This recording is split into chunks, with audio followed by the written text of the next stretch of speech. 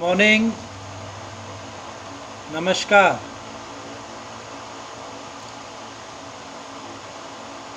Today, now, listeners, participants, watchers, scholars, and all dignitaries, officials, I welcome all. Today we are going to discuss very important topic, that is almost asked in our embassy while interviewing with others. Simply we prepare regarding the role of model, and the question is, who is your role model? Sometimes asked by parents, who is their role model?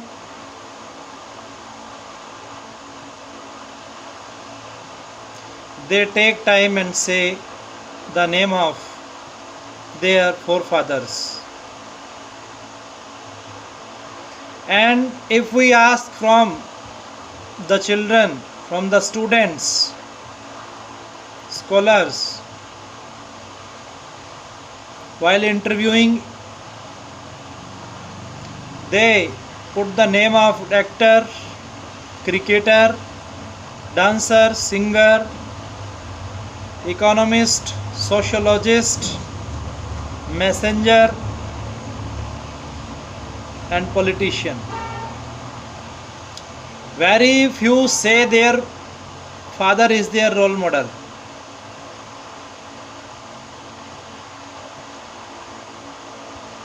Very funny. Sometimes I asked from the students, what do you want to be? Simply they say, I want to be father. Because they are unguided.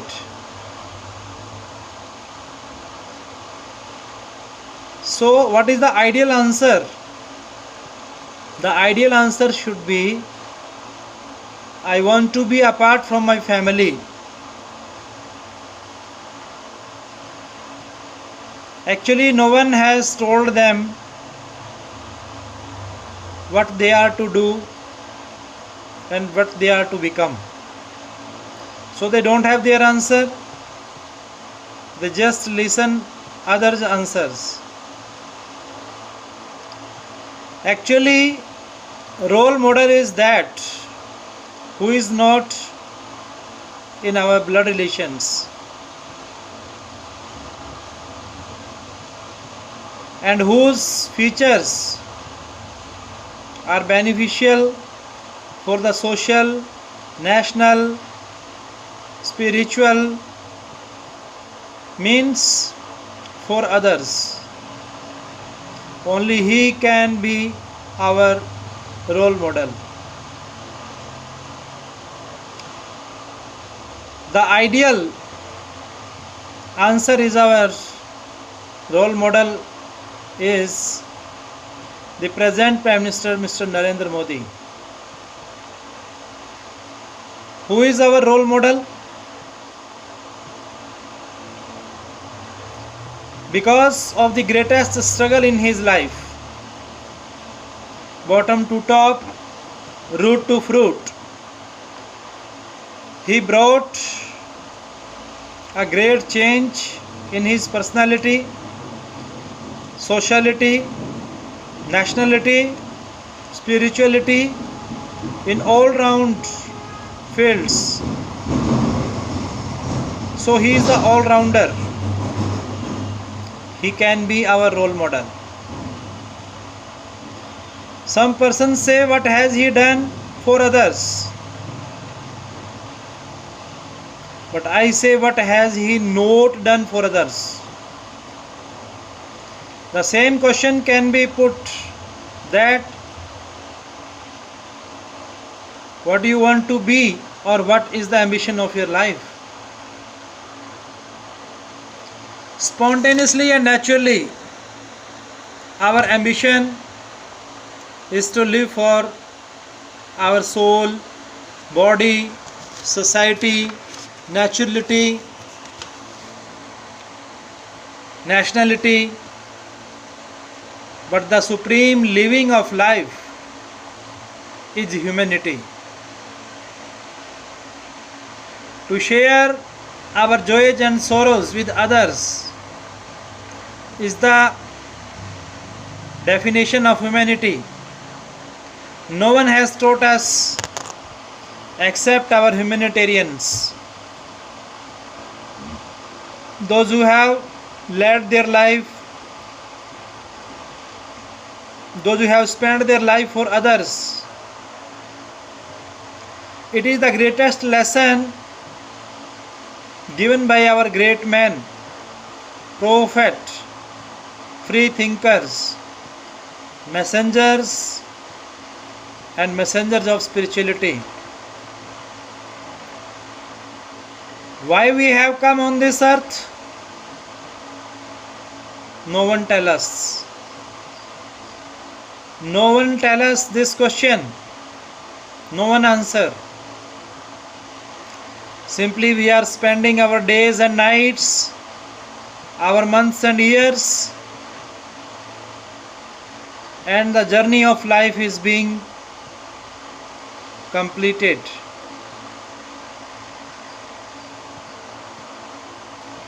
Can our parents tell us? Not entirely, because they are busy. Can our teacher tell us? On some extent, because they generally teach us their subjects. But only spiritual sense, those who are free from the clutches of materialistic world, who came first as human being, can tell us about the real objective of our life. Our duty is to save human beings without any self-interest, as per the saying of our social reformer Swami Vivekananda, to whom our present Prime Minister follow heartily and cordially. And his aim is also serve for society and nation, not for his selfishness. He is the strongest believer of humanity, shows the righteous path of self-dependent India, universal brotherhood, sympathy, compassion. He is the king of spirituality, and he is the blend of spirituality and materialistic world, who guide us through his intellect and emotion. Actually, our parents, our teachers, politicians have their own notion for others.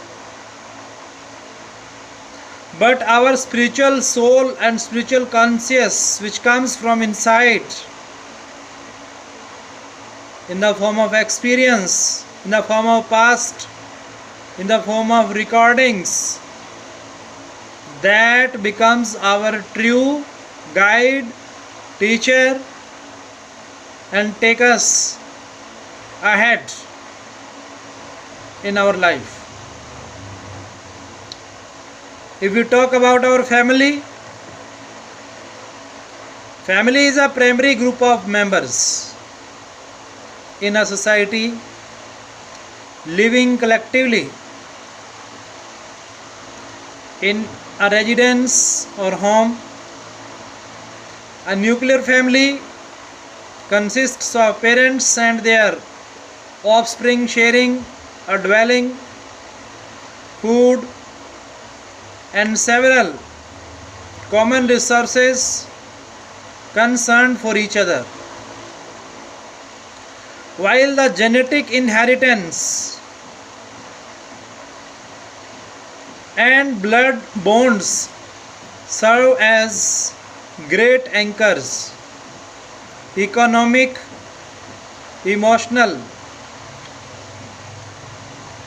economic and safety factors keep the members together. However, emotional bond is the strongest, which binds them as a close knit, a social unit of many members, including nuclear family along with blood relatives or kin of 3 or more generations. This enlarged version of family comprises grandparents, aunts, uncles, cousins, nephews, and nieces, for which all the members work typically and live together to share their household duties. Families are legally bound through duties, rights, and obligations to be mutually beneficial. All the members of family must participate with righteous aim of improving communications amongst them, to foster close relations, rising above narrow individual gains. Good family is due to splendid interaction amongst its members to enjoy each other's company and spend a lot of time performing amiable functions. A true family is when father and mother intimacy lives for years. The parents can band with the love and keep their progeny together emotionally for years. Ordinarily, the family starts with the marriage of a man and a woman. Many factors determine the nature of relationship in family life throughout time. Income, age group, religious concepts, health, education, political status, and many more linkages in a family differ due to caste, religions, country, financial status, education, health, age group, the presence or absence of children,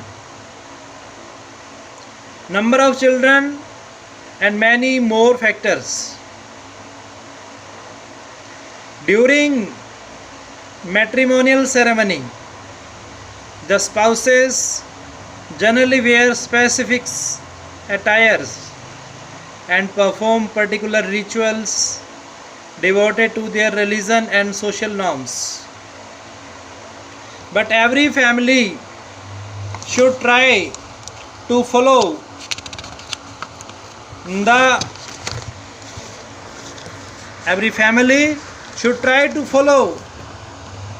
the basic social norms which bind all members in a single fabric established over the years. 7 vows with 7 steps between bride and bridegroom. The bride and bridegroom generally take certain pledges to make their married life strong and committed. The guidelines given through Hinduism are mentioned as: we shall give our love, friendship and regards to each other due to mutual emotions. We shall share health and wealth. We shall live together under all situations of happiness and sorrows. We shall remain faithful and committed to each other.